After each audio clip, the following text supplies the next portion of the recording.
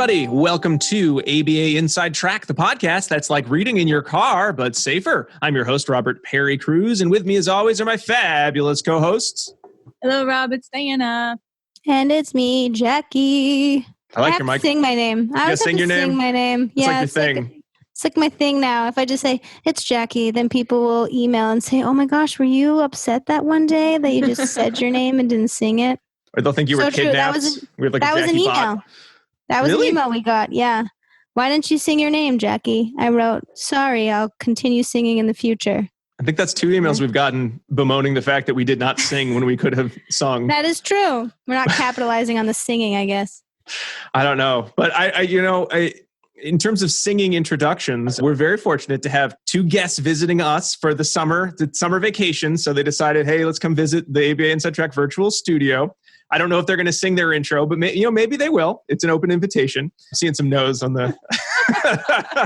But we have from the Beautiful Humans Social Change Cast, we have Denisha Gingles and Arin Donovan joining us to talk all about this week's topic, which is social justice and social equity. So hi guys, how are you doing? Hi. Hey. So, normally I do sing my name. Somewhat like that. I go, it's Denisha. You do. I don't at all. I won't. Aaron's chill. It's just not the style on the show. We have one. You can only have one person singing. If everyone starts singing, it's a musical number. It's Denisha. Yeah. Denisha, you and I can plan afterwards how we can both say our names in different octaves, so it's like beautiful mashup. Ooh, yes. Let's do that. So just for new listeners to the show, every week on ABA Inside Track, we pick a topic related to behavior analysis and we read some research articles related to that topic. And sometimes they're topics that we don't feel like we are super experts about. And when that happens, we get some friends here. And Denisha and Arin, that is why we have both of you here. And we're very, very lucky because this is something that I get the sense from the name of your podcast and the topics of your podcast that you are very passionate about, as opposed to you pick that name out of a hat, right? I'm guessing that's right. Very interesting story about that. Go ahead. Tell yes, you're correct. So the story about our name, we initially were going to name it Shitty Humans, the Social Change Cast. And the reason for that was just more about the acceptance piece that we all have our own work to do. And then we said, You know what?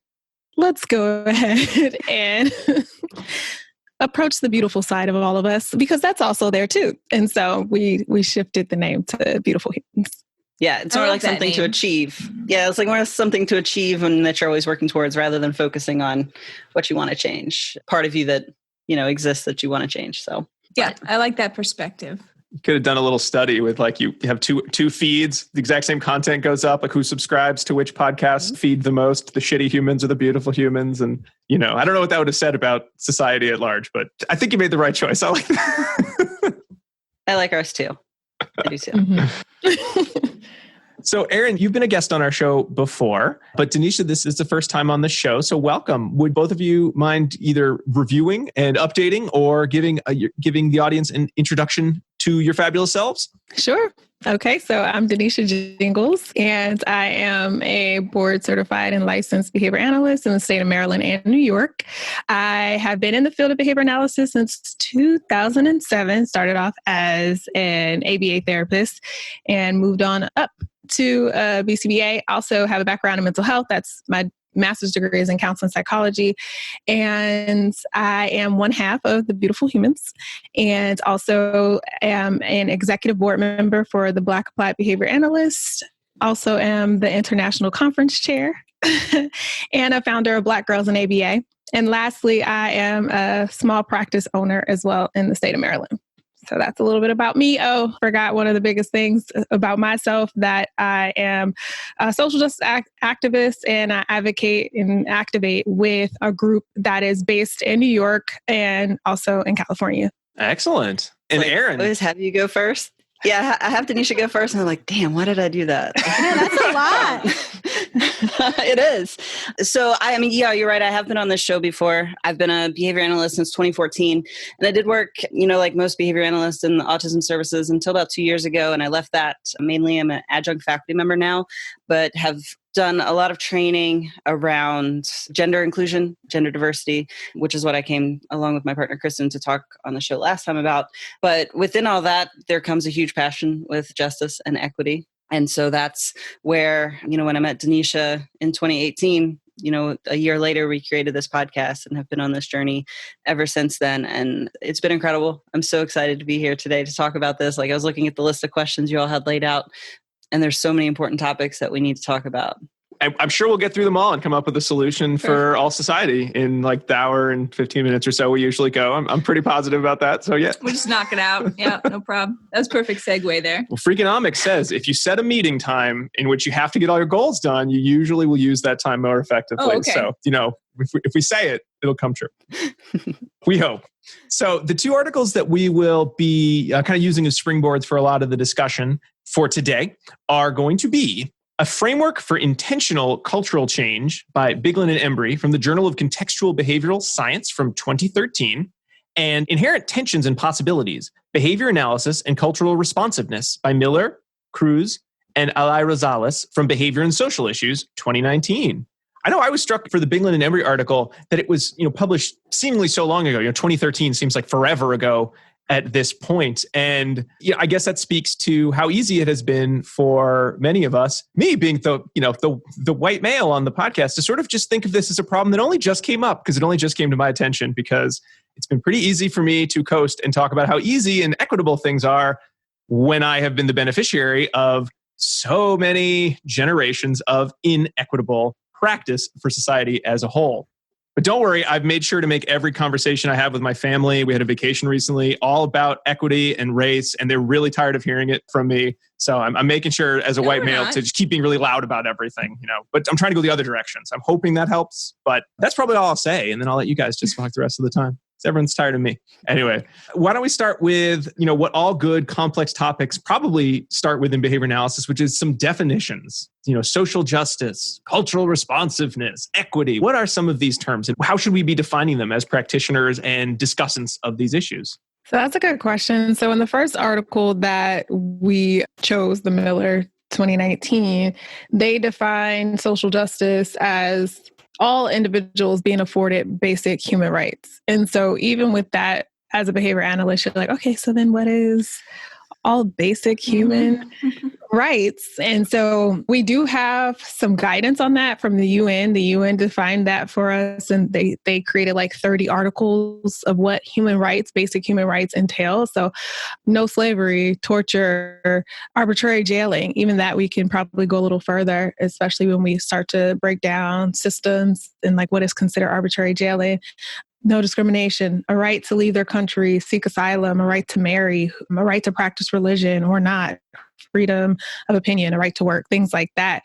Also, Biglan did a great job illustrating what basic human rights was as well, in terms of like healthcare, food, clothing, housing, and things like that. So that's the definition given in that article. But I think for me, one of the key points of that is it has to talk about the distribution of those rights. And so especially when we're getting to the point where things have already been distributed, now we're talking about catching up and redistributing, right? And so that's a part of the social justice definition. Arin, did you have anything else that you were thinking? Oh, no, I was just thinking the Miller article, they provide a quoted definition from another article, Levy and Siddell, I want to say in 2006, where they talk about eradicating poverty and illiteracy and talking about like developing these sound environmental policies. And we'll talk about equity, but thinking about that term eradicating, that's a term that I've heard, that you all have heard kind of coming up, eradicating racism, inequality, things like that. But that term, I think, is so poignant when we're talking about social justice, that it's the elimination, just not the decrease, but we're going to eradicate these things. All right. So we've taken some nebulous terms and given them a good definition, which I think is very important when we're talking about equity. I know for me, when just the idea of so many movements and so much going on right now, when we talk in broader generalities, I find it very hard to feel like there are then solutions.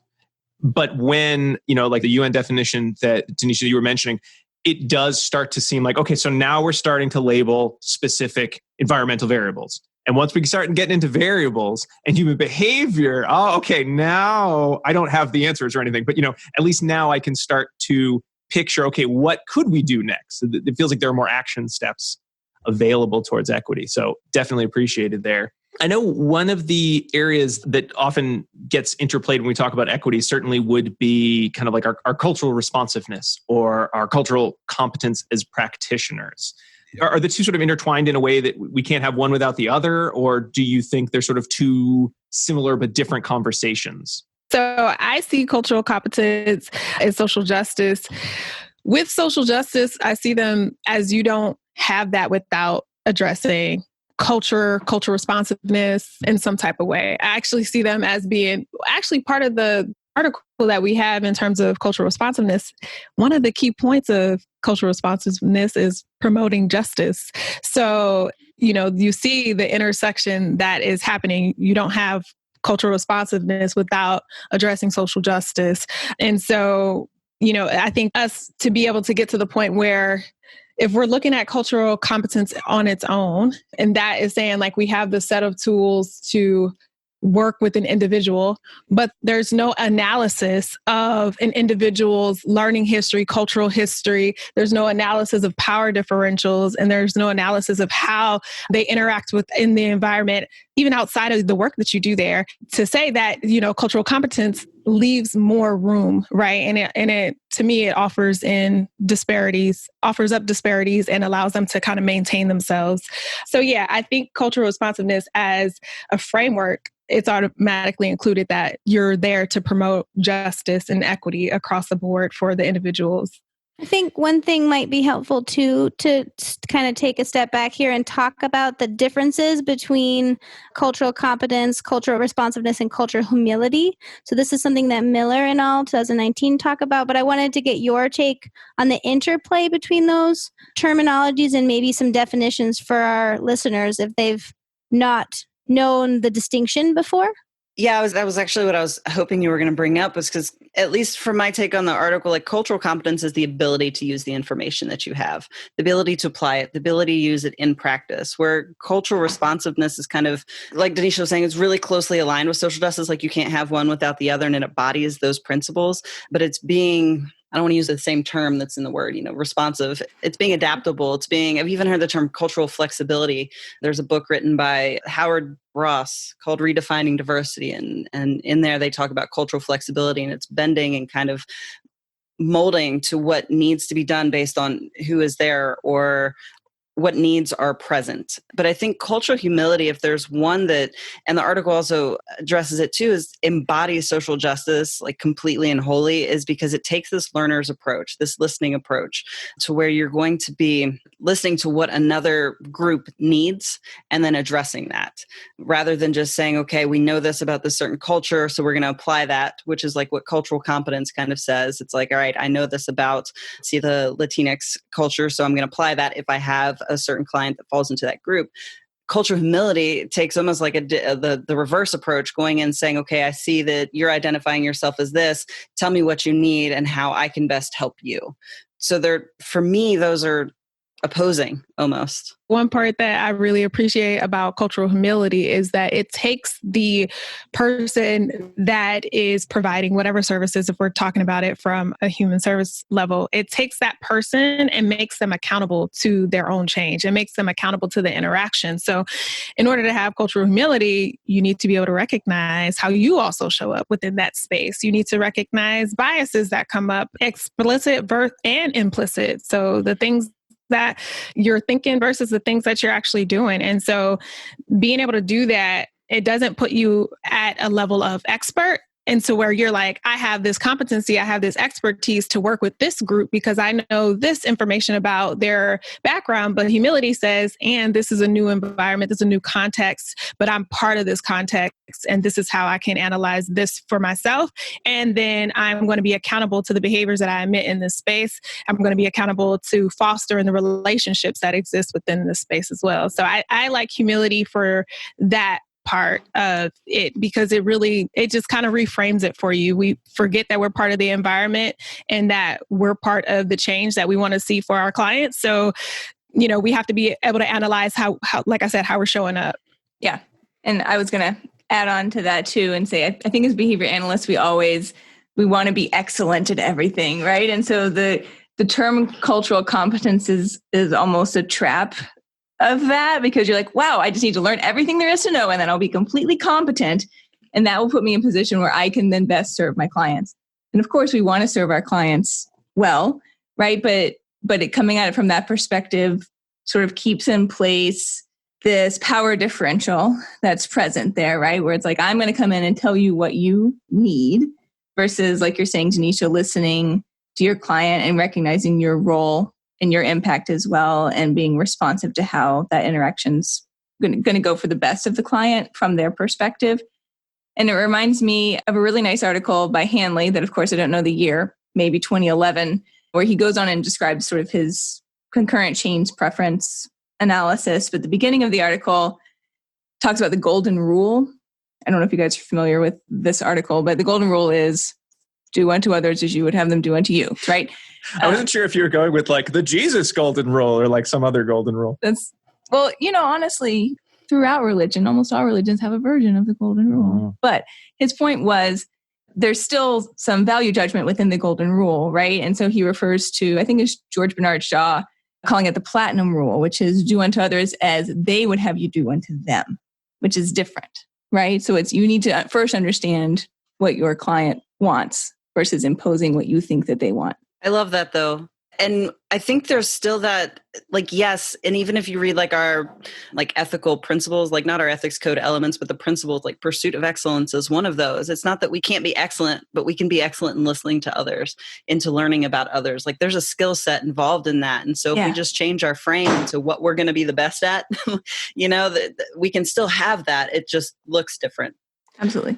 So one of the things that are kind of going on in at least American society right now is a real additional light shown on inequality in society. And I think we're all hoping that is going to be that catalyst, that these upheaval type times are going to lead to significant change. But then again, in reading both of these articles, it struck me how easy it is to talk about wanting social change and how very difficult it is to then promote social change, especially given how so many of the systems that we just take for granted as being, good, even in the field of behavior analysis. So that's the way to do it. Have this baked in, the articles talked about as colonial bias in them. They were systems created by white men for, other white men to use, I guess. And then we've sort of just kind of continued to adopt these systems in use with other populations without necessarily thinking through, is that the right next step, or is that sort of a Band-Aid step? And now, make sure let's do the extra work. So, one of the questions I had was sort of who's on board with improving social justice? And originally I wrote that to be because we all are, but I don't know. It does feel like so many of our systems are not set up to build social justice. What are your thoughts on just that level of challenge, like that hill? So we have an episode on this, and I wish I could remember which one, but it's one of the early ones. And we talked about, one, you're in the Biglan article, the author's talking about values and how that's so important. And I absolutely agree. And also we have to talk about function. And the truth is that social injustice, the forms that we see it, this shows up because there is a way that behaviors are being maintained through the injustices that we see. So if we're talking about, capitalism or private prisons, who stands to gain? And what are the reinforcers for an individual to create an environment that is aversive to others? The reinforcers is capitalism, is capital. And unfortunately, from the States, you all probably have an audience that expands past the United States, but unfortunately, capitalism, we can see it across the world. But especially here, we have learned that capitalism drives America. We have learned that America does not live without it. And we see that right now, if we're talking about function, what happened with COVID, it's because we can't survive if we don't have our capitalist machine pushing. And so when we think about who stands to benefit, it's going to be individuals who have access to those reinforcers. And so a lot of the issues that we see, so right now, the movement that we're in, this is all around. We're talking about mass incarceration. We're talking about police brutality. So we can't have a conversation about who's benefiting from those systems without acknowledging that that's actually human beings. It's not, we get to the point where we're just saying like, okay, well, the system is a system and it exists, but the system doesn't exist without people maintaining it. And so I think that the way for us to get to social justice is to, one, think about it from that perspective, think about who's benefiting and who is not.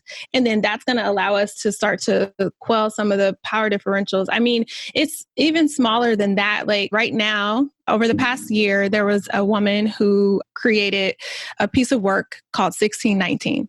And this was put out. This piece of work was so useful that many of the schools started to adopt 1619 so they can teach people about the history of slavery in a way that is not watered down. And now we have not a policy, but one of the politicians in North Carolina has said, I will remove funding from any school if they teach that literature. So with that, we will need to be able to consider values, consider private events, but then also consider the actual tangible reinforcers for individuals who stand to keep inequitable systems in place because they exist. Values are great. They only take you so far, right? And especially like, I think that comes back to like genuinely, like that's the, I think, you know, we just recorded a podcast that's from taking like this kind of spark that we're seeing right now to creating like lifelong commitment to this movement. And how do you get there? And so to what end? Like if you say, I value equity, I value justice, to what end? And if you go through and you're putting yourself in all of these different situations, you know, that's answering these questions, like to what lengths am I willing to go to meet this value? What committed action am I, like how far am I willing to go? You know, we've talked to people, asked to reach out to collaborate with people, and they're saying, I value this, but I'm afraid that my listeners or my readers or whatever are going to hear X, Y, and Z and then not listen to me anymore. And so my values might be this, but I'm not willing to put myself out there and risk this over here. That's not a true value. So values are great. It's just defining what an actual value is. There's action in that. It's not just a label. I love that point, Arin, because when we're talking about the idea of values, you know, we have some ideas in both the Miller article and in the Biglan and Embry article of sort of like, here are the steps for society to take. And I think if you just read the article, there's not a single one in there that you really could have a lot of debate about. Like, I don't like that. That's a bad idea. I don't like the idea of, you know, babies having enriching environments in those first, you know, months of life, and then, you know, their initial growth. Like, no one's going to disagree. Like, I don't know.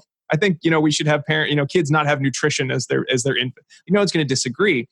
But it's one thing to sort of talk about that value of, I believe that all children deserve, you know, have certain rights, you know, from the moment they're born, and then, you know, that they should be receiving. It's another than say, okay, how are we going to fund the outreach groups for parents that don't have those resources?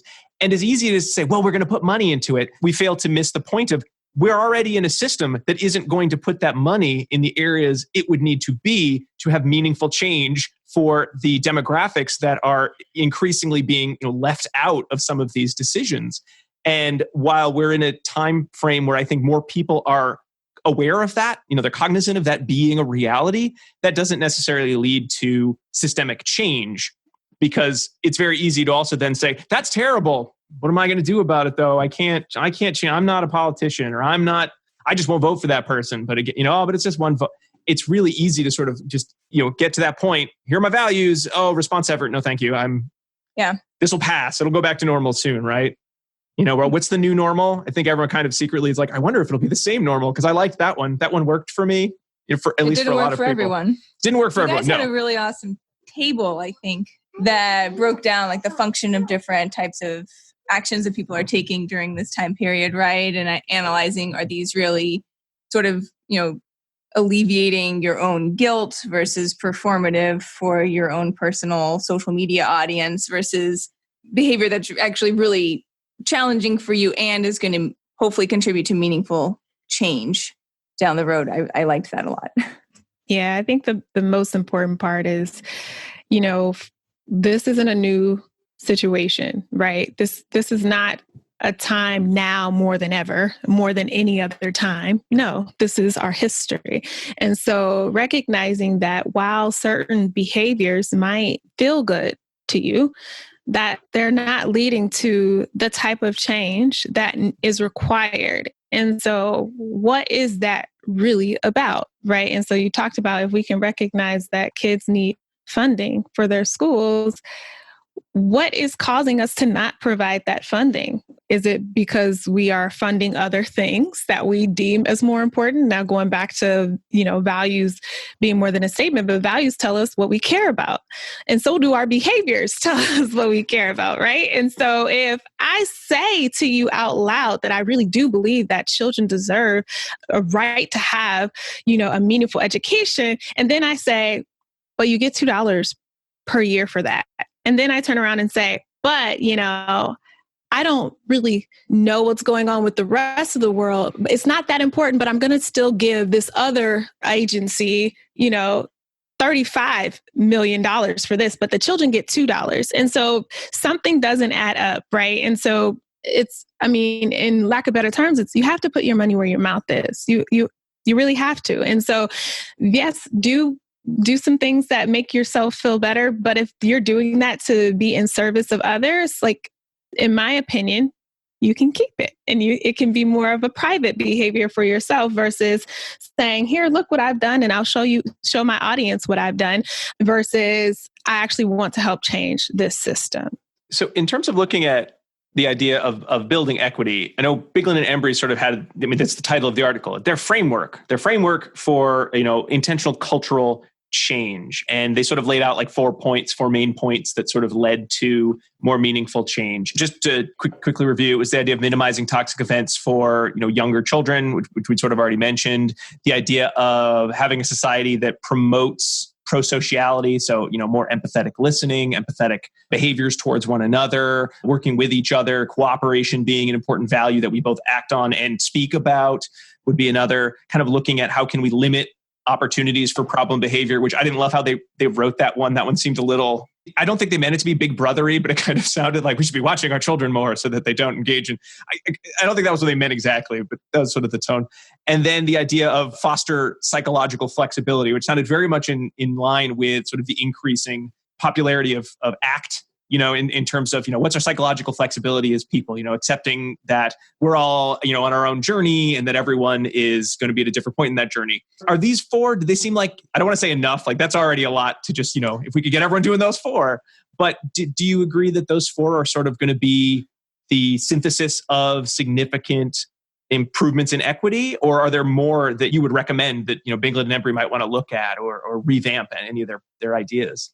For me, when I read some of this stuff and then I'm reading literature that is from people that are doing work in social justice, some of our work just seems so surface level and it does not address a lot of the history and the systems that are there, and you can't ignore that.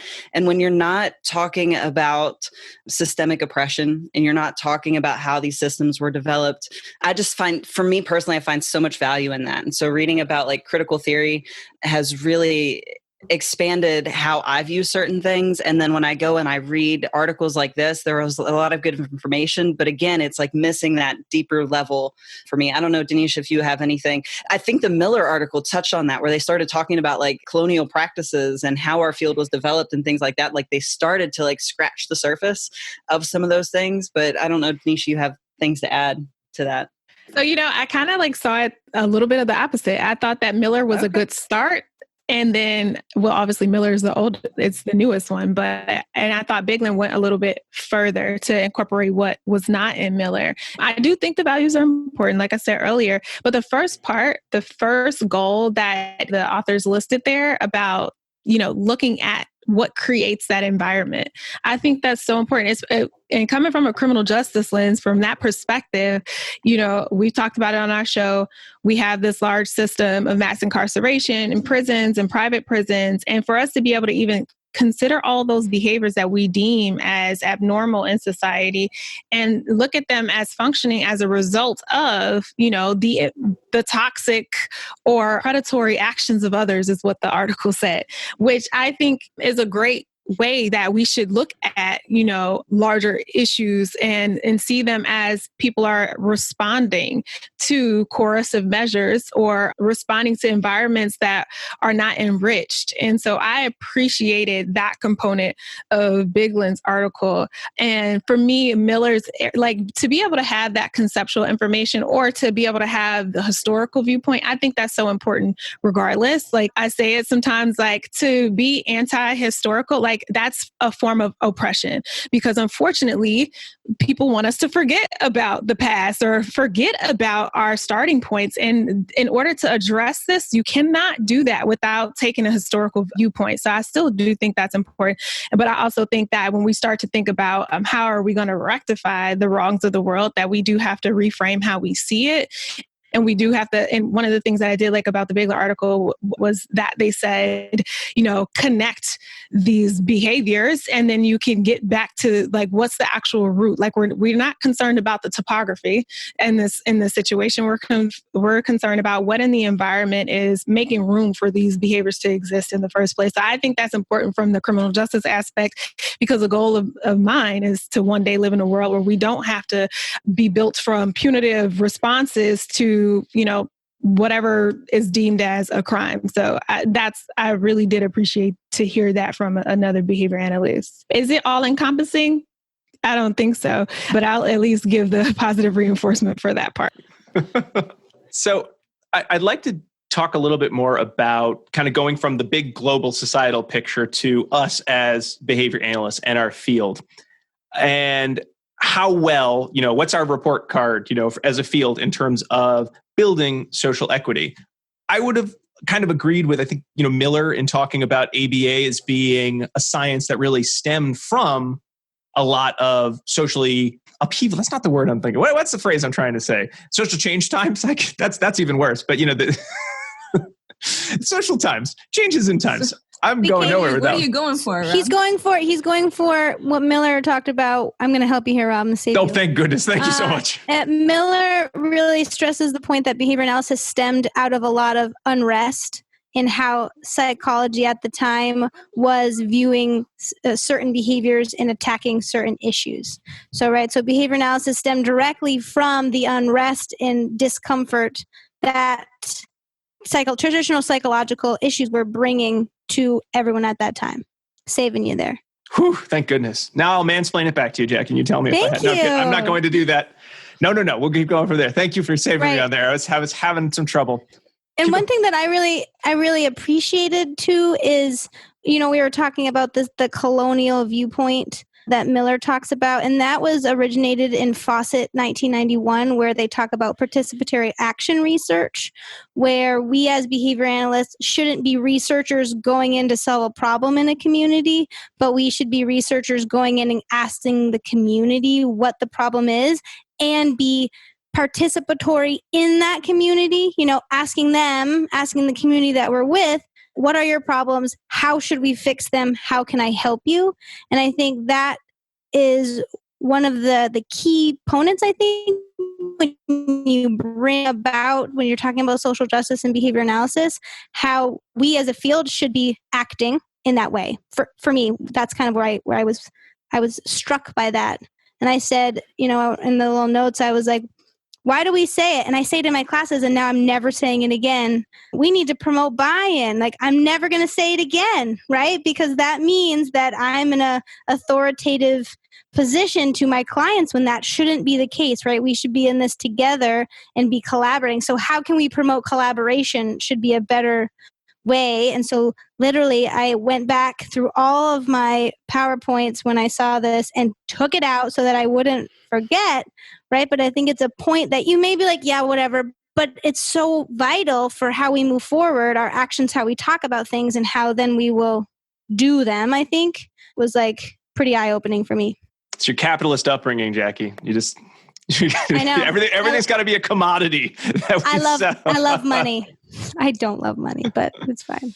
I think that's a good point too, though, about the buy-in and how do we reshape that language in our field. And so I think collaboration is a good replacement. But then also, if we're going to call it collaboration, it has to actually look like that and embody that. Yes. Yeah. Like, buy-in just in itself, to me, anecdotally speaks of colonialism just outright. Like, are we going on a mission trip? Are we creating a mission trip for behavior analysis? And I have my own thoughts about mission trips. So not to, offend anyone, but I do, because I think that that's steeped and rooted in colonialism. And so there's this notion that like we know best. And, in our field, we know what that means for us, that we sometimes do.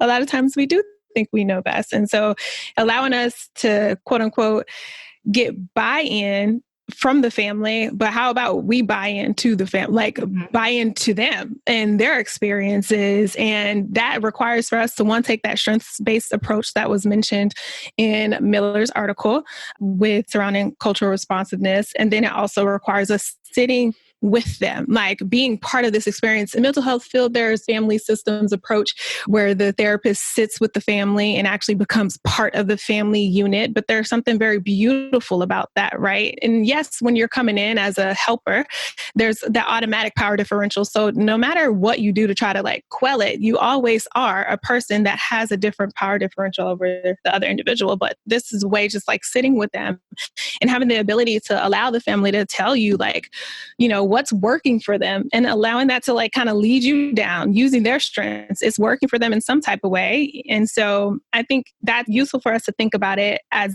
that way, because buy-in is like, I'm going to get the family to cooperate with behavior analysis. Like, no, I want the family to own whatever. And I mean, when we're talking about colonialism and ownership, I want you to be able to own this. Like, this is yours. This is not mine. I am not, your God.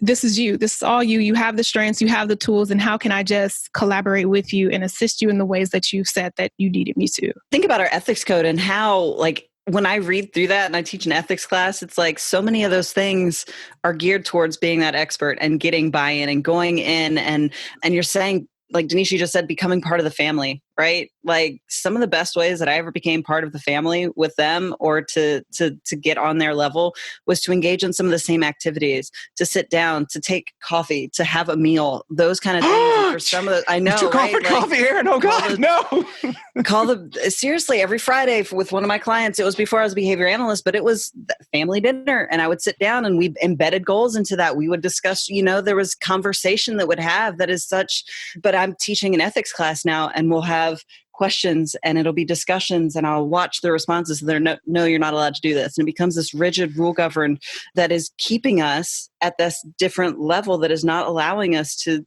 I don't know, it's like the word buy-in aren't there, but everything around our behaviors that we're supposed to ethically engage in keep us with those power dynamics intact. Arin, if we were having this conversation or you were explaining sort of, looking at your students and sort of seeing their reaction to some of these codes in sort of just a general like, oh, how are we teaching new BCBAs? I think it would be a very different reaction, from my perspective, than in the context of how are we promoting social justice? Because on the one hand, well, they're young, they're new, they'll learn better. But no, we're teaching them to do things in this, like you said, rigid way, which might meet the language and the spirit of the ethics code. But still, if it's falling short of long-term goals or short-term goals even of creating a society that has a meaningful value around social justice, well, why would we start them off with sort of the wrong rule to follow? And then later we'll eventually tell them the real rule that we wanted them to get 10 years before. But that's been 10 years in which they have a learning history that might now benefit their not engaging in social justice behavior because, hey, that might have worked better for them that way because it might have been easier for them. So that is a very good point. And I think outside of this context, one that I would not have even thought was related to equity quite the same way. So thank you. Oof. I do think we have responsibility as educators in the field to do our best to instill these values and introduce the complex and hard questions that issues of social justice and equity bring up in our field from the start so that we're better preparing our students to be active participants in the field of behavior analysis. And I mean, what I'm hearing from all of us, like whether we're thinking about social justice within our particular field or the changes that we want to see in the world, right? Both of these require just a sea change as far as perspective goes and how we think about ourselves and how we operate within the world. So there's really no time too early to start those conversations. Y'all remember when life was like really simple when you were young and there was always the right and the wrong answer and everything just happened in the moment? You didn't have to think about all the history and all the competing reinforcement. Wasn't that so much easier? Wasn't that simpler back then? For some of us. I think for some people it was simpler, but I think some people were born into this complexity, right? So it's something that you're always thinking about. And I think that's something when you're thinking about social justice is that experiences are going to be different, right? So I didn't really think about anything when I was a child, to be fair, right? Like I lived on an island. Love how you phrased that, Jackie. I didn't think about anything. I lived on an island and I had like one friend for like my entire young childhood before I went to school. And, that friend looked a lot like me, right? And lived on this island with me. And that is not the experience that other people had, right? So I, at a young age, didn't experience injustice in the same way that someone else might have, right? And so I think I'm learning more and more as we have these discussions is that we have to recognize that other people's experiences aren't the same as ours. And then how do we then recognize that, I guess, right, in our language and in what we can do to potentially change that for future generations. I think is your friend real, Jackie? Yeah, fair. For a couple years, no. For a couple years, my friend was imaginary. But Full then disclosure. I had, full disclosure. But then in the summertime, I had a friend. In the winter, I did not have a friend. Okay. But in the summertime, I think, Jackie, to your point, the Miller article talks about connecting with other fields, mainly public health and anthropology. And in the section on anthropology, they talk about personal narratives and how important those are. And one of the core tenets of critical race theory are counter narratives. And so listening to the perspectives of other people and how valuable that can be. We don't put a lot of stock as a whole in qualitative data, but for me, like those are some of the most powerful things. And I think they serve such a purpose, an important purpose that we need to listen to. And I mean, just going and reading that section, but reading about critical race theory too, and counter narratives those are more useful to me than any sort of number. If you've got equal employees that are black and white, that doesn't mean anything if the Black employees' experiences are still experiencing the exact same thing, and that comes from their perspectives, their stories, their viewpoints, all of that. Hey everybody, sorry to pause the episode mid-conversation, but I just wanted to make sure that all you listeners out there know that ABA Inside Track is ACE approved.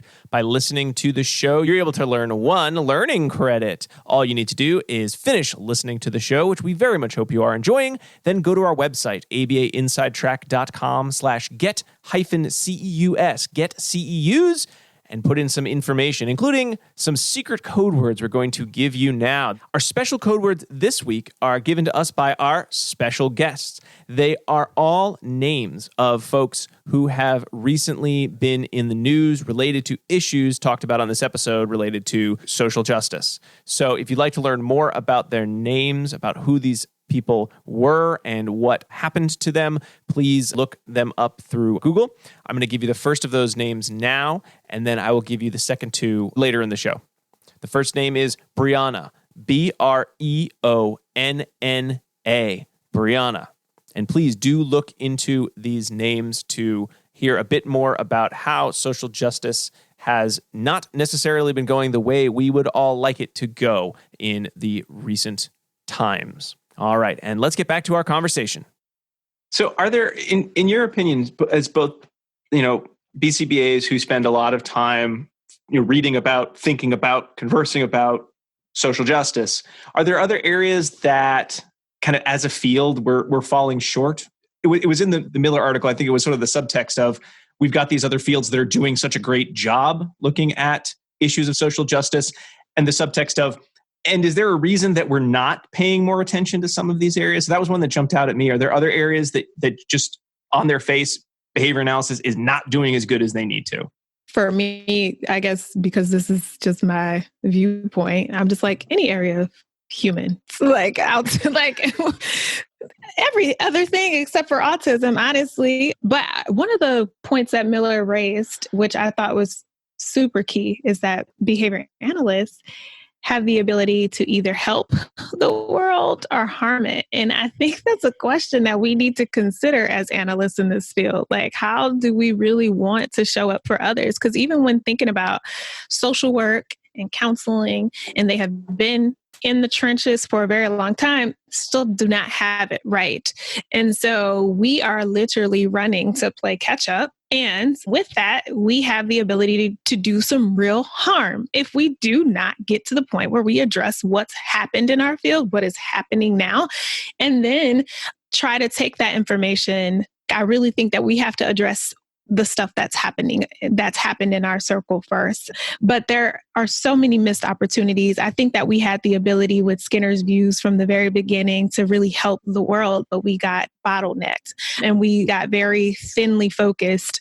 And so, yes, we can show up. Yes, it's going to require us to not come in with that, once again, colonial viewpoint. I can save the world. I can do it all. And at the same time, not addressing ourselves, not addressing our learning histories, and then showing up to places because we think we are experts and that we know better than other people. You know, Denisha, I'd even say, even within autism, we still can do better. You know, I mean, there's huge movements within behavior analysts that are listening to that community. They're using the personal narratives of autistic individuals and knowing that some of the things that we do have caused harm or that they have been subject to abuse from behavior analytic services in the past. And that is one of the things that I've worked really hard is we use the term interrogate your assumptions, interrogating assumptions. So these things that we know to be true about the world is that for me, I was taught that any disability is wrong. I grew up thinking that. And so then the diagnostic, the DSM that houses all the diagnoses, therefore anything in there needs to be corrected through treatment, through therapy. That was my, viewpoint, my thinking. All of my education was funneled in that way. And that's not the case. You know, there's this whole beautiful neurodiverse movement where brains can be different and brains can be beautiful and our environment and our world can be created, and we need to recreate that to foster all of these differences. That's not to say they're wrong. And autism is one of those. And so when we go in with assessments that have targets for neurotypical goals, and that's what we're aiming for, then we can do harm. If they are saying, I think that that's the thing I've learned the most too, is that if somebody's saying that this is harmful, it's not up for me to judge that. It's up for me to listen. That's the whole cultural humility viewpoint is I shut up and I listen. I don't combat. I don't argue. I say, you're right. This is harmful. And I say, well, what can we do? And that's that whole collaboration piece, that true collaboration piece. It's not to say, this assessment over here says that I need to target, this. Otherwise, I'm not in alignment with my ethical code as a behavior analyst, So I think we can do better in that realm too. We haven't tapped the others outside of autism services, but we need to do better everywhere. Yes. Thank you for saying that. Mm-hmm. I agree. That's a whole word. I think you can draw some really clear parallels here, just like you're saying, Arin. And if you think of sort of the neurotypical majority versus a neuroatypical minority, right?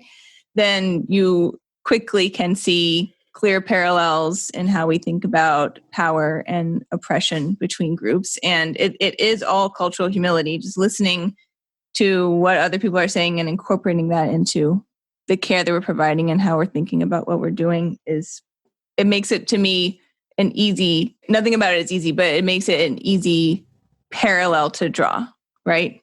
And if we as behavior analysts are ready to be hopefully active in social justice with respect to racial minority groups, then we should be equally ready, I think, for neurodiverse groups.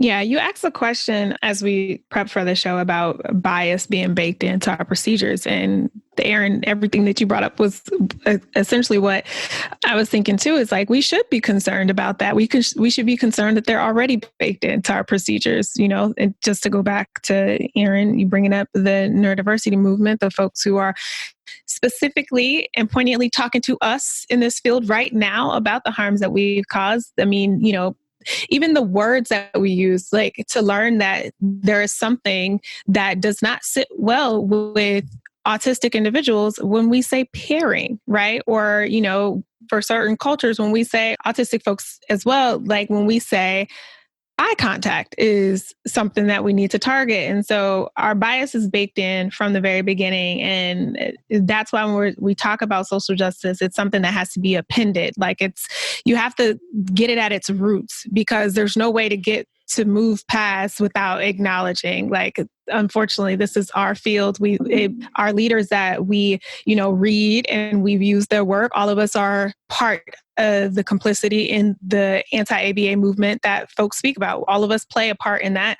And so being able to kind of like sit with those feelings, like, I know that I tried to do well and I still inflicted harm in some type of way. And even just looking at the fact that our field incorporates the medical model still, and that from in itself says that we're working from a deficits-based approach, not a strengths-based approach.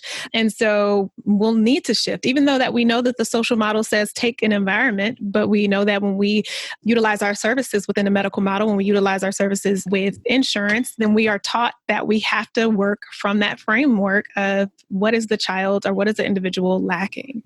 And so that is literally the antithesis of what our clients would require of us to see them as. So in looking at some of the broader points that Miller and colleagues made in terms of some good next steps, there definitely was a view towards planning out, kind of trying to find that Venn diagram of how are different fields approaching areas related to social justice, and what can we all bring together, and then what are the general risks and behaviors that we can all sort of agree upon, that we could all turn our values and action towards.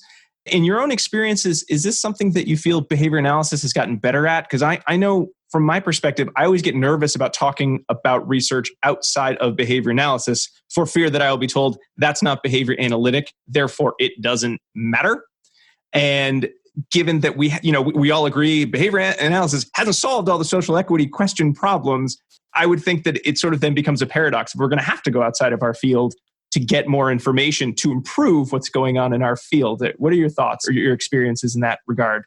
I'm going to let Denisha take this, because if there's anything she has taught me is that we do not have the solutions, and the solutions are already there. I'm not going to curse, but we need to shut up and listen. I think you just summed it up. No, we don't. If we want to address the issue, then we're going to have to humble ourselves and look for what's already been created. Honestly, to tell you the truth, yes, the solutions have existed. The people who have told you what the solutions are the individuals who need the solutions. It is up to those who hold power to then incorporate those. Behavior analysts do not need to start over. We don't need to think about, well, and I like the fact that Miller brought this up in their paper, how do we reconceptualize what this is? We're spending time on concept and theory when in actuality, the rest of the world is saying, this is what you need to do. Just show up and do it this way. And so it's going to be really important for us to, as people are using this moment to say, oh, I really care about this, that we don't get caught up and say, well, what's the best behavior analytical approach to this? Or what's the best behavior analytic way to define this? You're wasting time. You're wasting time. Do the work on yourself. Number one, I always say this, do the work on yourself. And then from there, when you're doing that work, you're able to actually sit, listen, and then say, and how can I help? That's the collaboration part of it. We're not going to do it by just showing up one day and say, hey, guess what? Behavior analysts did exactly what Skinner said we could do. Skinner said what, the women of the River Combahee Collective said. Skinner said what Franz Fanon said. Skinner said what all other activists have been saying. So though I do love Skinner for the impact of the world that he's made, activists have been speaking the solutions for so long. And I think that we have the ability to actually sit, listen, work with them, and show up in that way. When we talk about sitting and listening, is that something that we really should be focusing more on in terms of some of the systematic procedures that we often try to put in? Or is this more just like a general sea change in terms of the way we conceptualize working with clients?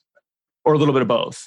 It's a little bit of both too, but more so just the larger issues. I think when we're talking about looking at social justice for clients, I think that we have a lot to learn from the counseling field. I mean, they're the ones that really did this work before. And this is going back to human processes. They have the literature, the evidence base. They've, unfortunately in our field, we hadn't even approached demographics. So when we consider what procedures to use, we don't know who they might work for. So I definitely think that in terms of working with our clients on one-on-one or daily basis, we have to look outside of our field for that. So I'm writing a paper right now for the journal that Denisha is the special guest at. Is that like the technical term, behavior analysis and practice, the special guest editor? I saw that today, Denisha. I was actually looking at the BAT page and I saw your name. I was like, wait a minute, I'm talking to you later. Is this cool. Is this the special issue on police brutality and racism? We are also writing a paper for you. Oh, That's okay. I am not writing anything at all, everybody. Just Good for you. we're waiting. No, it's not happening. Sorry. But for real, like if like the whole paper I'm writing, the only time I reference behavior analytic literature is to say this is what we should be doing, or this is what the behavior analytic literature says. Everything in terms of solutions is coming from outside of that field. And we can translate everything and put that into behavioral terms. It's already behavioral. Denisha said, taught me who Angela Davis was. And if you go back and listen to her speeches, like everything is purely behavioral and is beautiful. And we can sit and I think that's one of our biggest hangups is like we waste so much time having to translate everything. We have to, like you're saying, like find the best way, behavior analytic approach to do this. That's not just stop and listen and do it. It's already there. We don't need to waste any more time. Well, I guess I want to give you guys I don't know if it's going to be a challenging question, but I guess the flip side of it, when we talk about more collaboration and looking outside our field, what is it about being a BCBA, being a behavior analyst, that we might be able to feel like that we can add to a discussion on social equity? Or honestly, is it a conversation of we already are doing a lot? There's not something we're necessarily adding so much as we're just adding into our own practice. Like, is there something that, our field does that, I bet this would be helpful in terms of, promoting more social equity on a larger scale? So for me, that's the part because, and I'm thinking from a larger social justice, the larger scale, the systemic issues.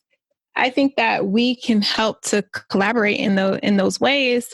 For example, society in general, we know is punitive. We know that we go towards punishment practices. And once again, just going back with what we know, if someone speeds, they get a ticket. If someone, if someone steals a plate of food, they go to jail. So we know that the punitive practices are there. And I think that's one thing that we can appreciate from the Biglan article is it talks about the pro-social behaviors and then also being able to think about what's causing these behaviors and then creating some antecedent strategies around it. So I think as behavior analysts, we have the tools to say, oh, okay, just like we would with the client. If the client is, hitting you and you determine that the client is hitting you because they were hungry, then you're going to teach them functionally how to say that they want, a plate of food. But then as a behavior analyst, if we say, oh, people are stealing this because they don't have access to capital for it or whatever, then we as behavior analysts can help to manipulate the environment so that that behavior does not have to occur. So I think that we can help in those ways. I talked about it before for individuals who want to get involved with social justice activism. A lot of that work is, unfortunately, we know that the person was political, right? And so a lot of that work requires us to show up for individuals through policy. And how we can help is one, sitting and understanding what policies are important to groups, but then saying, oh, okay, you're talking about that we need to provide schools with certain tools. What are those tools? How can we help you get to the terminal goal for this? Like that, I think that's how we can really help individuals who have created the goals. How can we help you maximize them? We know that information as analysts. So yes, there's something we can add, but it's going to require us knowing what to add first. And I think that even when we go to a client and we're like, oh, we have these goals in mind, your goals don't matter to the individual unless it's important to that individual's social validity. And so once we already know the goals that matter, then we can say, hey, and this is the way that we can show up and help. To that end, too, to kind of build off of that, I think another, we're built on data analysis. And I think that can be one of our biggest contributions, but also kind of like if the term Achilles heel fits right here too, because it's like if we don't know how to measure something, then as a field, historically, we've kind of just ignored it and put it to the side and say, okay, we're just not going to deal with this. Just give us the stuff that we can see and put numbers to and objectively measure. But when it comes to things like private events and feelings, we were like, okay, we know they exist, but we're just going to set them on the shelf over here and not deal with that. So it can get in the way. But I think if we, again, interrogating assumptions, thinking outside of the box, how can we address that? How can we use different things as data to analyze? Are those environmental, like Denisha just said, those environmental modifications that we can help, create? How can we do a comprehensive analysis to determine if that is being effective? So I think there's a lot that we can do, but none of that involves us coming in and saying we have all the answers. If anything, we are the person that they come to and say, okay, we've done all of this, help us do this. We put a big post on, if y'all have heard of the term white saviorism, we also have translated that into behavior analytic saviorism and how we think that we can save the world. We've got a quote that everybody quotes and acting to save the world and all this stuff. And I think acting to save the world, we can just listen. Denisha, and I'll let you say your own quote from that presentation from ABAI because it fits perfectly. But yeah, I think we get in our own way sometimes, The quote is, Skinner asks, why are we not saving the world? I asked this was 2019, how can we save the world if we can't even save our field? And I asked, how can we save the field if we can't even save ourselves? And so that just really is just the trickle down effect or the upward effect of how we make change. We have to be able to look at ourselves. So yeah. That is a real hard reality. I think, who hasn't gone to a conference in the past 5 years where the question is, how come people don't like behavior analysis as much as they should? Our science is great. Our research is great. When we got a chance to actually provide a needed service, helping children with autism, we knocked that out of the park pretty well, right? How come they don't let us do anything else? And to some extent, it does come down to that reflection of, well, we're the IT guy of if we need you, we'll call you. But to be honest, you think you know everything and you don't listen and you have an answer before I even asked you a question. And that's not always the way people want to be treated. And it is very easy to find someone else, whether or not their solution is going to be any good, who might actually at least have learned the art of listening meaningfully to people about their experiences and what it is they're looking for help with. Ugh, what a bummer. I don't want to think, something new. So many new things to do. We'll keep at it though. We'll keep at it. But actually, you know what? Maybe it might be a good cue, Denisha, your quote in terms of getting into our dissemination station section of the podcast where we talk about some kind of summary points and what it is that practitioners listening. This is where we talk about the heavy issues. None of that stuff we've done thus far. No. Well, it's the summary issues. You know what I do. It's been light conversation up until now. There it is. We've arrived. You sounded like the end of Ferris Bueller that time, Jackie, with the end, I totally did. It's hard to make the sound. We got you a soundboard for I need to Christmas. practice making my train sounds more often. Okay. Once a week is just not enough. No, you need fluency in these skills. What is it? You need 10,000 hours to be an expert on train sounds? So, like Diana made fun of me, we've been talking about really huge and very important and not readily solvable issues. Though there are a lot of solutions out there, it's going to take a lot of people working together to put them into practice. If I had to ask each of you, okay, what's one small step for the individual BCBA that an individual could take for improving their either commitment or their work towards building social justice? What would it be? You could also say that, no, you don't get to take a small step. You really got to jump into it both feet. That might be true as well. I don't know if small steps are they seem pointless at this point. Okay. Anything's got to be big. I don't know. Denisha, do you want to take this one first? The small step, I think, it's like I've been saying, is it starts with you. And so I think the very first step is drawing attention to your identities that might be viewed as, it's not really one small step because even the second part is going to require you to do another step, but identities that are deemed as privileged identities, and then what is that? So now your second step is you need to go read. Okay. So, but the first step really is thinking about what identities that you are typically aware of each day. Typically, the identities that you're aware of each day are likely because they might exhibit some type of, I don't want to say lack because your identities do not lack, but they exhibit, some form of oppression to you. We typically hold on and notice the identities that other people have, intentionally or unintentionally oppressed us. And so we notice those, but we don't notice the ones that are the privileged groups. These are the ones that are like air or water to us. And we oh yeah, I'm neurotypical. Oh yeah, I am straight. And so notice those I say the first step is to take a moment to kind of assess what all of your social identities are. So how do you identify in terms of race? How do you identify in terms of class, sexuality, gender? And that's first and foremost, because individuals that we know, sometimes they lack that awareness. And so I think that's important, because once you have that awareness, you'll be able to bring that into context with others and what that means for other people. Okay, so I'm going to build off of yours again, because I don't know, it's perfect entry. Because what I was going to say is, again, like the identity, but knowing how your privileged identities or how you show up and play a role, or your group plays a role in upholding systems of oppression. There's been a lot of writing out there. Dr. Kennedy wrote a book called How to Be an Anti-Racist, but this information is out there anywhere. You're either engaging in racist behaviors or anti-racist behaviors. There's no in between.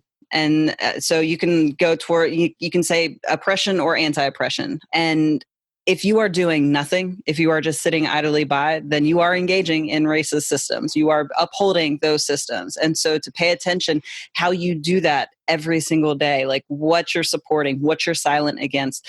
We each have our own individual bandwidth. I get we can't all be out there like full-blown activist mode every single day, but it's learning, I think, is a huge part of that. But it's not just sitting back and learning. It's speaking up, like Robbie, you were saying, you're having these conversations with people. You're not just letting those intimate moments now pass you by. You're calling these things out.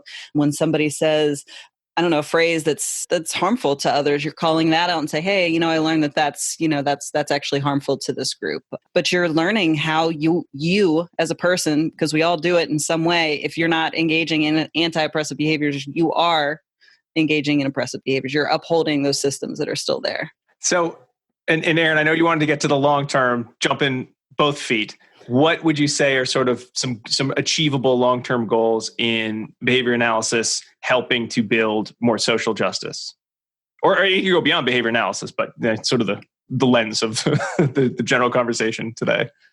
Oh, gosh, I don't know. I mean, we talked about so much, and that question is so big, because I think when we talk about like the larger goals, Denisha said it earlier, is like these systems that we're talking about that harm others, harm marginalized groups, they're so embedded in everything we do. And just thinking about making these little small changes here and there, it's not going to do anything. Those systems are so deeply embedded for centuries into who we are and the messages and the rules and all of these things that we have. And if anything, there has to be, at least the more that I learn about this stuff, what Denisha has taught me, reading all of the authors that have been writing about this for decades, that the whole system has to change. And so if you think about behavior analysis, our field, policies that are in place, like interrogating those policies, analyzing those policies, we have a policy that if you get a ticket or a fine, or I don't know the technical term, what is it, that if you have a charge against you in some way, shape, or form, you have to report that. You have to report that to the board, right? Yeah. That's great. That's all well and good. If you look at that just from like my history and what I know, I'm like, okay, that's good. We probably want to have those regulations of people not getting in trouble. But when we go and we look at the criminal justice system and we look at the disparities, the racial disparities within those infractions and how I can engage in the same behaviors, like Denisha and I, we were at an action in DC. Had we both engaged in the exact same behaviors and we both got arrested, I could walk away scot-free. She would not. And it's just, that is the system. And so when we then have policies that require those reportings, that's a racist policy. And we have to interrogate that. We have to change that. So that goes beyond behavior analysis. And so when we think about all of those policies, the Biglan article talks about media and how media plays a role in the messages that they're communicating. How do we put regulations around that? How do we, if it's possible, I don't know if that's possible, but what messages are we communicating to the rest of the world? It's such a big question. I don't even know if I can fully answer that. Denisha, do you have anything to add? Yeah, so I think you just even added in the differences of looking at our own policies that incorporate systemic issues, because that's key. Because even with the way that is written in our ethics code, it's like report it. So at that point, it's, probably up to the board to say, oh, okay, this person loses their certification based on it. I'm assuming, because don't see anything written there for what's the next steps. So even in that, it's still, you are allowing bias to set in, because what if it is an individual who's more likely to be impacted by the criminal justice system, they're Black and brown, and they have now reported an infraction for whatever charge. And what we know from the system is that at any moment you could receive a charge that you didn't do. And that's what we know is the truth for our communities. And so now you have to lose not only your liberties as an American or a human being, here you have to lose out on your career, because unfortunately it will follow you every single place. And so I think that's a great point for us to even think about how these policies are actually reinforcing the larger system and the issues. For me, I think that we can think big. I think we can think back to Skinner's work, and when he talked about aversive controls and talked about policies, we can dismantle prisons, we can get rid of them, we can abolish the police with behavior analysis. And I know this is your platform, so maybe you'll edit this out, maybe you won't, but we can do that. We can determine what are some ways, and we talked about it on our show, and I've said some of it here, like if it's individuals engaging in this behavior, what is that communicating? And then what can we do? And so if an individual, engages in a behavior, we think that we're safe with police, or we think that we're safe by having this prison system existing for the people that are not worthy of, human existence in life with the rest of us. But then what do they need then? What are those strategies? And so I think that could be a long-term goal. How does behavior analysts help to, create accessible care for everybody? How do we help to redistribute funds for all of the groups or all of the different pockets that we know exist? And so I think that we have the ability to look at our data for that. Who needs what? And right now, we know if we have all this money that goes here and this amount of money that goes here, how are we able to assess the data and say, is this in alignment with what we see as an issue for this community?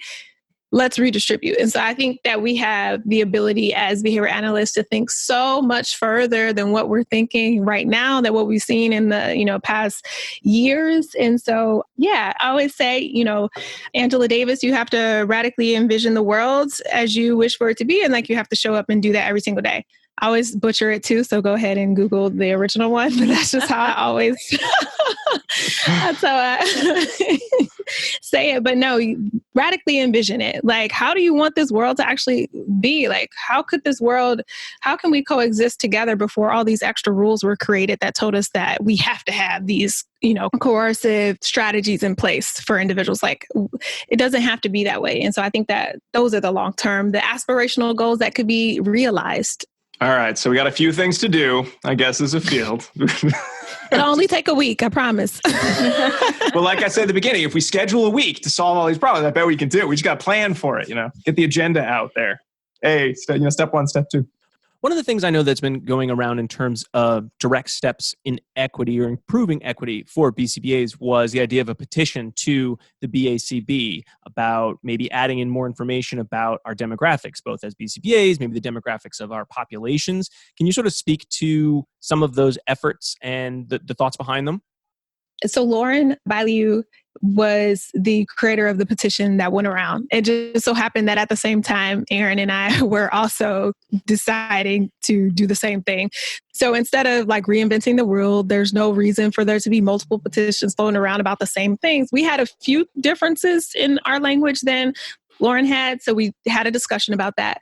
But essentially the goal is, one, for us to have standards, right? And so the whole cultural competence, that's what you saw on the verbiage. We believe that we need to go further than cultural competence, but or we can just, one, establish that we have to have some cultural standards for the field, which goes back into incorporating it inside of the task list, so that you mentioned earlier, students are being prepared from day one, because this doesn't just impact our clients. This impacts the students that are also part of the class. This impacts the professors that are teaching. And so it has to be embedded not only on the, outset for our students and for our clients, but then also for professionals. So having CE requirements in the area of culture. And then lastly, we talked about wanting to see demographic data. I know this isn't a new thing. people have asked about this for years. I mean, I sent emails too, like asking about the demographic data, and we just don't have it. But not just even to go a little step further than saying we need the BACB demographic data. We need a requirement that each person that is doing behavior analytic work has to report the demographic data. That means even organizations, you need to report your demographic data. And like, is the BACB going to like actually come out to your organization? Maybe no, but this is what our standards are for. And you need to say, okay, so if I am serving 5,000 clients, I need to know their race. I need to then, and this was also in the Miller article, I need to be able to, say, and this is the amount of people who are utilizing services. So earlier we were talking about buy-in. If people are still looking for buy-in, then maybe that's the data you take as well. Like if a person is showing you that they're quote unquote not compliant, which, I don't actually think that you should, but I'm just saying if you're going to use that as an indicator, that can tell you what may need to be changed within your organization. The key point that I'm making here is that demographic data should be taken in every level. So from your organization to the students that you teach, who's being tracked into leadership, things like that. It should be a requirement that we're keeping those data. And then also, getting the BACB information, who is in the field, once again, who has what areas in leadership. We don't really have that information. We know about the article that addressed gender, but even with that, the way that gender was addressed was by stereotypically assigning, a gender classification based on their name. And it was done in a binary way anyway. So it was male and female. And so we literally we failed in terms of demographics. And so that's what the petition was about, for us to do better as a field. And those are just very clear, I think, first steps that need to happen as behavior analysts to do better in our field. Yeah. One thing that I really loved about not only the petition and what it called to do in the Miller article was that if we aren't taking demographic data, we don't know if we are working with people that need our services the most, right? So we don't know if we aren't reaching out to those communities that maybe need behavior analysis, but we don't know that they're not reaching out because we don't even know that we're not working with them, right? So that I loved that piece, and I think if the BACB has its own thoughts, right? They're working on them in a way that they're doing it, and I think but as agencies, like look around at the communities that you service and look around at the communities that are next to your agency and make sure that you are representing everyone and representing everyone within the staff, right? So that, you're making sure that you have a group that fits where you are. I just liked that. And when I saw that in the Miller, and then when I was looking back at the petition, I was like, ooh, sames. I wonder, just to go with Miller's article about who are we serving and who else could benefit from our services that we have yet to meet. I think, have we considered as a field how we got tracked into autism in the first place? How was that the one and only group that we predominantly serviced? I think it's a good question. I don't know the answer, but part of me is saying if I know the answer about disparities within the field, if I know the disparities between cultural, who receives our services and who doesn't, and who is less likely to receive, or who receives less authorization hours, we know that for a long time, and it might be changing, we don't know, maybe, but for a long time, the predominant benefactor of ABA are white individuals, white children.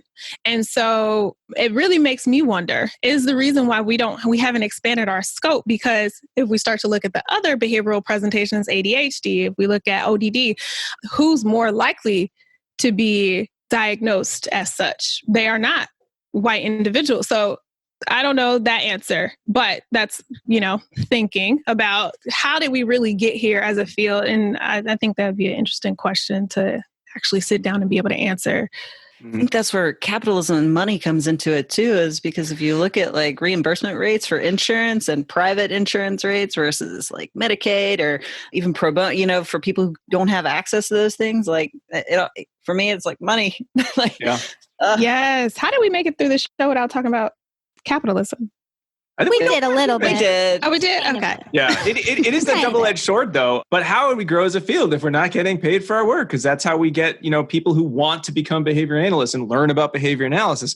But then on the flip side, okay, but the more we count on that money to allow us to continue on as a field, the more we are now incumbent to do whatever it takes to get that money. And inherently, it's going to be for individuals who have the money, which are going to be individuals who are probably beneficiaries of the systematic oppression and systematic racism that exists in America right now. Or has, not right now, it's been there. It didn't just appear. It's the systems though, right? And, Medicaid, why are those reimbursement rates so much lower? Why aren't states, for my I just had a student in class and was like, Texas won't accept Medicaid. I don't know. I don't understand anything about that, but it's like, or I don't even know, because I used to work in Virginia and that's where almost all of our services were Medicaid based. So I was like, I didn't understand any of this. But like the policies, and we talk about, if you go onto a lot of the Facebook groups, they're like, this is a political issue. We're not going to address political issues. We're not, and keep politics out of it. All of this is political. When we're talking about policies and laws and regulations that govern what we're allowed to do and how much we get paid and who has access to certain things, it's all political. It is true that any of these topics, while there might be answers, it's either going to be a hard and complex answer that requires a lot of individuals doing some hard thinking, or it's going to be a simple answer that requires a lot of hard work for the implementation aspect of it. I know I've had Thanksgiving dinners where I was like, why don't we all just agree on some values that we, as individuals really want to work for, and then come up with policies towards that? And you get laughed out of the room of like, that's not how anything works. Ha, ha, ha, ha. And you sort of wish it would. But there is that, that the reality of where's everyone getting the reinforcers? And it wouldn't be fair for me to assume that my values are so great that everyone should therefore follow along with my plan. Because that's really just taking into account my own history and my own, where am I going to be reinforced for engaging in these values, engaging in behaviors that lead to reaching those values? And I think that, one, we as behavior analysts know about parsimony. And a lot of these issues, if we could take the most parsimonious approach, could be solved next week, actually. But unfortunately, because we are verbal beings, right? We make this situation, or we make these answers more complex. And I think they are complex, but when we're going down to bare bones things, we're talking about basic human rights. If literally we could take the most parsimonious solution, but now we have all these other variables that we've determined as human beings need to be figured out first. So I believe that everyone deserves adequate housing. Oh, but the human in us tells us that that's not possible because of this reason and this reason. But the most parsimonious solution would be that give everyone housing, so it makes it harder for us because we are verbal beings who have, our own learning histories, our own private events, our own rules. And that tells us how we believe that we should solve these issues. But we could actually do just the very bare minimum and call it a day. Yeah. I think it goes back to some of our conversations on values. To some extent, it is a matter of, we probably need to make sure, and we talked about the small steps, it's self-reflection. What do you want your values to be? And if you start there, and even if that's all you do, you take a week and just, I'm going to write out all my values, that might be really illuminating as to, okay, well, now that you have these values, they mean that much to which behaviors are you engaging in to achieve those values and which aren't you doing? I know even in looking at, say, something like anxiety, something which seems like simpler. So it seems simpler to solve anxiety than it does to solve, social equity and racism in America. But even that, so much of it, when you reflect on it, is, a lot of that comes from just patterns of behavior that I engage in and I model to the young people around me. And then they in turn engage in those same behaviors. So I think that was a good small step in terms of, just that. What is your identity? What is your reflection? Think about your values, and starting there, not that it then makes it easy to then live towards those values, but at least you have, you could at least make your task analysis of value, behavior or something along those lines. Values and then action, right?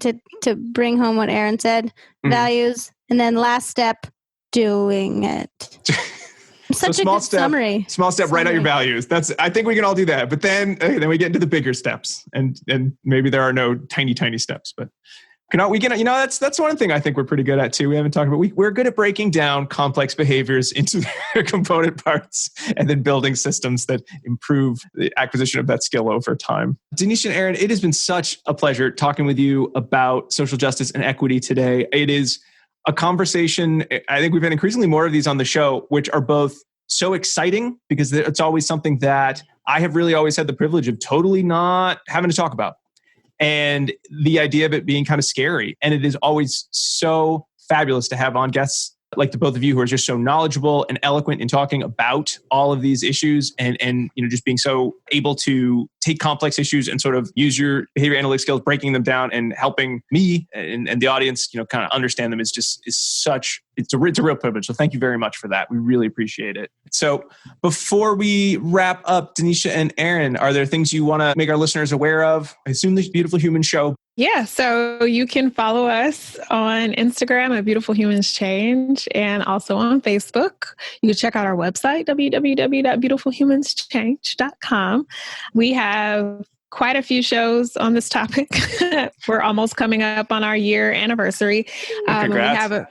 Yes, thank you. And we have a few trainings up there as well as a resource list. If you are looking for more social justice works to read, you can find that on our website. Also, I would like to plug the special edition for Behavior Analysis and Practice, which I am currently serving as the guest editor for. If you do social justice work and you want to see it reflected in this publication series, please email me, djinglesbcba@gmail.com. On our website, we do have a fundraiser going on. We've created a bunch of stickers. I think there's 6 of them. Collaborated with a behavior analyst, Cami Morgan, who had some pretty awesome protest signs that she allowed us to use as sticker ideas. So all of the profits that we're going to get from that are going to go to frontline activists to support what they're doing. They put their bodies on the line to change the world. And oftentimes they are not taken care of. They don't have adequate housing, shelter, things like that. And so you can go read more about that on our website too, but I would encourage you to do that. I think that's about it, though. Go listen to our show. We just recorded another crossover. Apparently, this is the month of crossovers with Shades of ABA. So there are also a lot of other good ABA podcasts out there, too.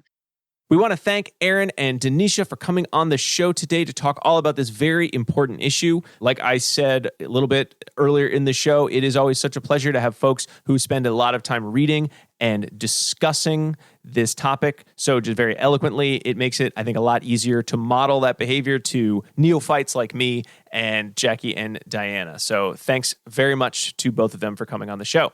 And please, if you haven't, subscribe and listen to the Beautiful Humans Social Change Cast to hear more of Denisha and Arin. We've got one last code word. There's actually a twofer code word because there were 3 codes that Denisha and Arin wanted us to use. Unfortunately, we only can fit 2 in, so I'm going to give you 2 right now. So you're going to need both of these. They are Elijah and Grace. That is ELIJAH. And you can just write a plus sign or the word and, or you can just write the next name, which is Grace, GRACE. We will accept all of those, Elijah and Grace. And again, please take a look at these names in Google in the news feed or type in these names plus social justice to hear a little bit more about these individuals. Well, that brings us to the end of another episode of ABA Inside Track. We hope you enjoyed it. If so, why not subscribe on any of your favorite podcast players? We're on Apple Podcasts, Spotify, Stitcher, anywhere like that. Hey, why not leave us a review? Let us know what you think of the show. There are a couple other ways you can get in touch with us. One is going to our website, abainsidetrack.com, where we have links to all the articles discussed in this episode, as well as any other show notes that are relevant, like a link to the Beautiful Humans podcast for perchance. You can also find these posted on YouTube with the YouTube subtitling feature, and you can reach out to us on social media. We're on Facebook, Twitter, Instagram, and Pinterest as ABA Inside Track. And of course, there's always a good old-fashioned email. You can shoot us a line at abainsidetrack@gmail.com. Want to say big thanks again to our special guests, Arin and Denisha from the Beautiful Humans podcast. Thanks to Jackie. Thanks to Diana. Thanks to Dr. Jim Carr for recording our intro, outro music. Kyle Sturry for our interstitial music. Dan Thabit of the Podcast Doctors for his editing. And Hollis Irvin from the Sycamore Workshop for his visual design. We'll be back next week with another episode. But until then, keep responding. Bye.